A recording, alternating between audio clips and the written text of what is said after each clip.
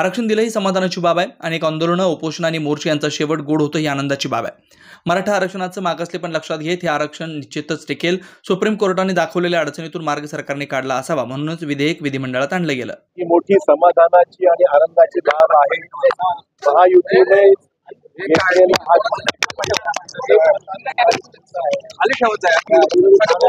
एक मतानेच होत आहे, याबद्दल आम्ही सर्वांनी समाधानी आहोत. बऱ्याच दिवसापासून चाललेल्या आंदोलन, उपोषण, मोर्चे याचा शेवट गोड होतो आहे, ही अतिशय आनंदाची बाब आहे.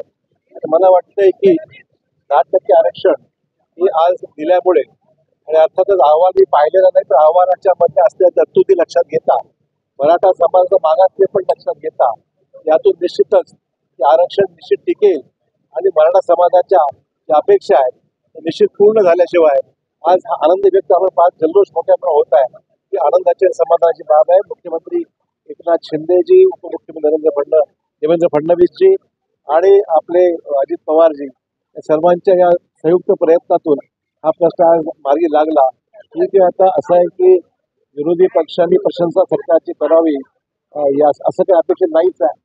आणि त्यामुळे माझं मत आहे की सुप्रीम कोर्टाने दिलेला जो निर्णय मागच्या काळात होता त्यातल्या अडचणी बहुतांश याच्यामध्ये त्यातून मार्ग काढला गेला असावा. अजून ते काही डिटेल्स मी पाहिलेले नाहीये, परंतु यातून मार्ग त्याच्यामध्ये निघाला असावा, म्हणूनच हे विधेयक विधानसभेमध्ये आज मांडलं गेलं.